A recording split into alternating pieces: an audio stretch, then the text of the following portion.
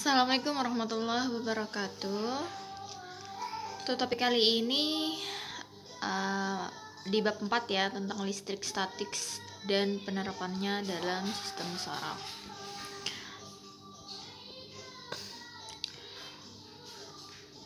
Jadi dalam kajian listrik statis itu ada namanya muatan listrik, kemudian pemberian muatan, benda berdasarkan daya hantarnya, hukum Coulomb, dan penerapannya pada kelistrikan makhluk hidup.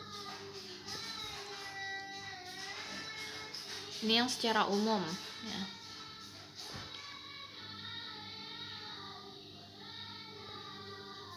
ya. Jadi pada kehidupan sehari-hari kita kan biasa menyisir rambut itu. Ketika rambut mau kering dan tanpa sengaja disisirmu itu berdekat dengan tangan, maka bulu pada tanganmu tertarik oleh sisir. Peristiwa tersebut itu merupakan contoh dari listrik statis. Jadi sistem kelistrikan dialirkan melalui serabut saraf yang disebut impuls saraf. Jadi impuls saraf yang melaju melalui sistem saraf akan dapat melompat dari satu sel saraf ke sel saraf berikutnya. Di dalam serabut saraf, impuls melaju seperti suatu sinyal listrik.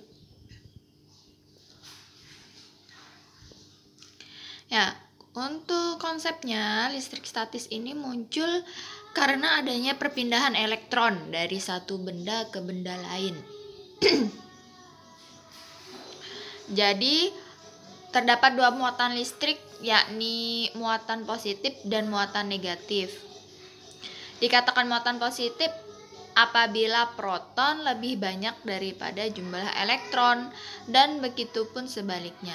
Sedangkan benda yang tidak memiliki muatan disebut netral. Jadi ini ilustrasinya ya, gambar di bawah ada atom yang bermuatan positif dengan atom yang bermuatan negatif. Kemudian ada atom netral.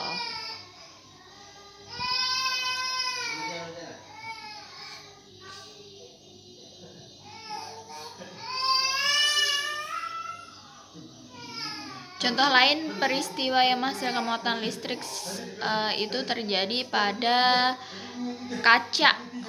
Kaca dapat menarik potongan kertas setelah digosokkan sutra ya, di poin B, gambar poin B. Apa saja sifat muatan listrik? Yang pertama, benda bermuatan sejenis akan tolak menolak, dan benda bermuatan tak sejenis akan tarik menarik. Kemudian berdasarkan sifat muatan listriknya, dapat pula diartikan bahwa muatan listrik berpindah dari satu benda ke benda lain apabila mendapat perlakuan tertentu. Kemudian berdasarkan daya hantar listrik, benda dapat dibedakan menjadi dua ya. Yang pertama konduktor atau sebagai penghantar, dan yang kedua isolator atau sebagai penyekat. Kalau benda-benda konduktor itu yang dapat menghantarkan arus listrik atau menghantarkan panas, contohnya logam, kemudian badan manusia, kayu basah, dan tanah. Sedangkan kalau isolator, benda-benda isolator ini tidak dapat menghantarkan arus listrik, contohnya karet, porselen, dan udara.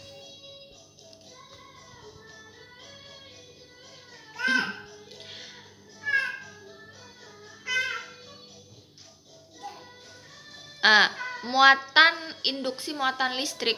Suatu benda netral jika didekatkan dengan benda bermuatan listrik akan terjadi beberapa hal. Yang pertama itu ketika benda netral itu didekatkan dengan benda yang bermuatan positif akan terjadi induksi. Kemudian yang kedua, jika benda netral didekatkan dengan benda yang bermuatan negatif akan terjadi induksi seperti ini ya, gambarnya, ilustrasinya. Jadi kalau yang pertama itu bermuatan positif, Jadi terjadi induksi ya, sama aja nih sebenarnya.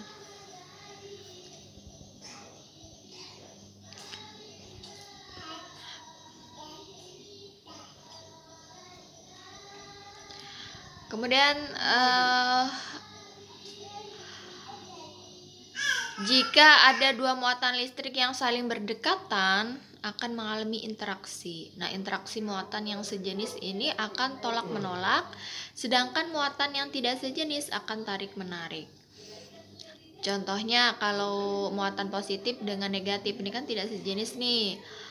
Jadi akan terjadi tarik menarik. Sedangkan kalau yang sejenis, contohnya muatan yang positif dengan muatan positif berdekatan, ya akan terjadi peristiwa tolak menolak ya. Nah, peristiwa ini yang dikatakan sebagai muatan yang disebabkan oleh gaya Coulomb ya.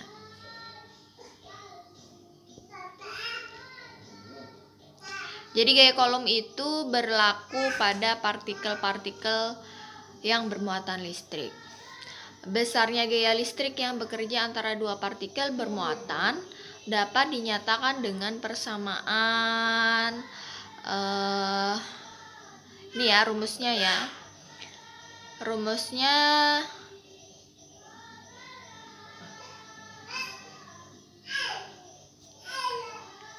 F itu dikatakan sebagai Coulomb.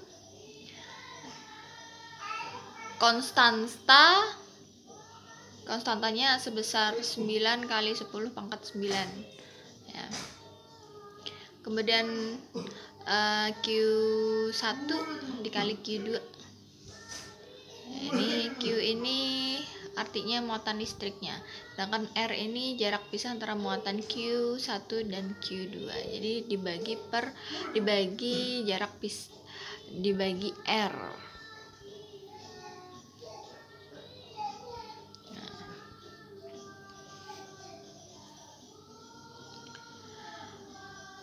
Kemudian ada istilah namanya medan listrik. Nah, jadi medan listrik itu daerah yang masih terpengaruh oleh sifat kelistrikan suatu benda. Medan listrik ini dapat dinyatakan sebagai garis-garis gaya dengan arah dari muatan positif ke muatan negatif. Garis gaya listrik pada muatan positif berarah keluar pada muatan negatif menuju ke pusat ya. Jadi pada gambar A ini ada gaya antara dua muatan positif ya. Jadi menuju keluar ya untuk arahnya. Kemudian untuk muatan negatif ini gayanya itu menuju ke dalam, menuju ke pusat. Nah, sedangkan ketika yang C ini gaya garis antara muatan positif dan negatif, ilustrasinya seperti itu ya. Jadi ada sebagian yang keluar, kemudian yang negatif itu arah muatannya itu menuju ke pusat. Gitu.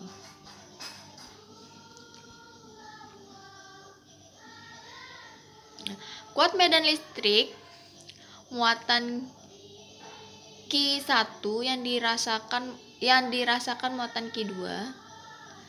Nah, jadi Q2 juga dapat disebut muatan uji dan bermuatan positif. Nah, untuk mencari kuat medan listrik itu rumusnya dengan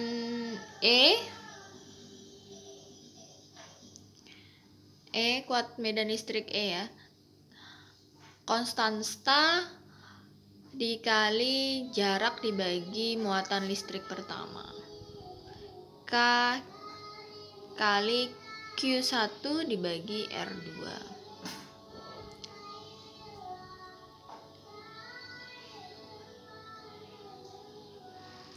Nah, kuat medan listrik dapat dinyatakan dengan kerapatan garis-garis gaya listrik.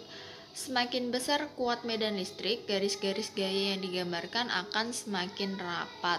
Sedangkan untuk energi atau usaha yang diperlukan untuk memindahkan muatan listrik dari suatu titik ke titik lainnya disebut energi potensial listrik. Ya. Jadi untuk energi potensial listrik, nah beda potensial pada energi listrik bisa contohnya pada petir. Saat terjadi petir, muatan berpindah dari awan ke awan atau awan ke bumi. Ini karena adanya beda potensial listrik ya. Coba lihat di ilustrasinya, gambar awan paling kiri ya. Awan netral itu awan yang bermuatan netral. Sedangkan yang kedua itu ada awan bermuatan. Kemudian yang tiga, awan melewati garis gedung dan terjadi peristiwa petir. Kenapa seperti itu? Karena adanya lompatan elektron dari awan bermuatan negatif ke bumi yang bermuatan positif. Gitu. Itu terjadinya petir. Ada lompatan elektron ya. Nah, kemudian pada sistem saraf proses kelistrikan itu seperti apa? Nah, ini ya ilustrasinya ada di gambar yang A. Saat neurotransmitter dilepaskan dari sel saraf lain atau impuls rangsangan ya, akan diteruskan ke sel saraf berikutnya. Neurotransmitter mengakibatkan muatan positif berupa Na+ masuk ke dalam sel saraf. Gambarnya seperti itu ya. Nah, kemudian yang B, kalian lihat di B di batang sarafnya itu saat muatan positif Na+ masuk ke dalam sel saraf melewati membran sel, rangsang listrik mengalir ke ujung akhir sel saraf. Ujung akhir sel saraf yang C ya. Saat rangsangan telah mencapai ujung sel saraf, neurotransmitter akan dilepaskan kembali menuju sel saraf lain atau sel tujuan gitu. Jadi untuk satu neuron itu terdiri atas badan sel saraf, dendrit dan akson.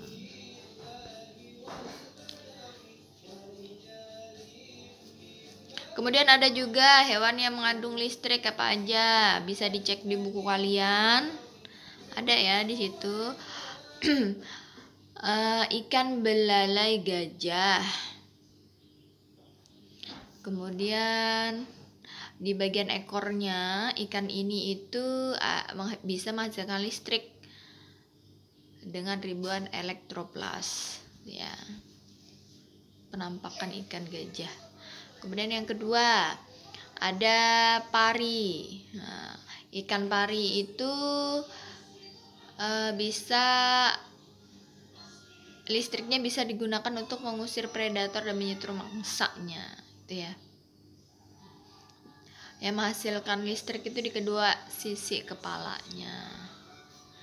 Kemudian ada hewan yang mengandung listrik lainnya berupa belut listrik. Belut listrik memiliki 5.000 sampai 6.000 elektroplas yang menghasilkan listrik hingga 600 volt. Dan arus listrik 1 ampere atau sebesar 600 watt selama 2 milidetik, sangat besar ya.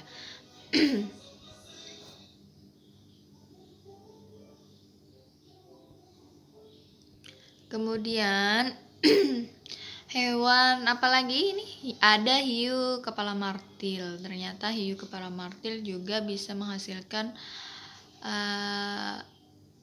mendeteksi medan listrik yang dihasilkan oleh hewan lain.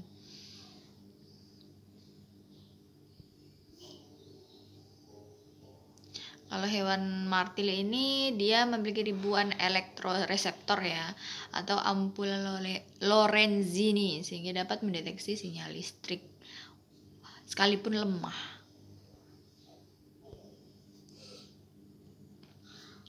Kemudian ada juga echidna. Echidna ini mirip-mirip landak ya. Tubuhnya berduri, moncong memanjang, berfungsi baik sebagai mulut dan hidung. Jadi pada bagian moncongnya ini mengirim sinyal-sinyal listrik yang membantu menemukan mangsa seperti serangga sebagai makanannya. Jadi sistem elektroreseptornya itu berada di moncong. Dengan jumlah 400 elektroplas ya.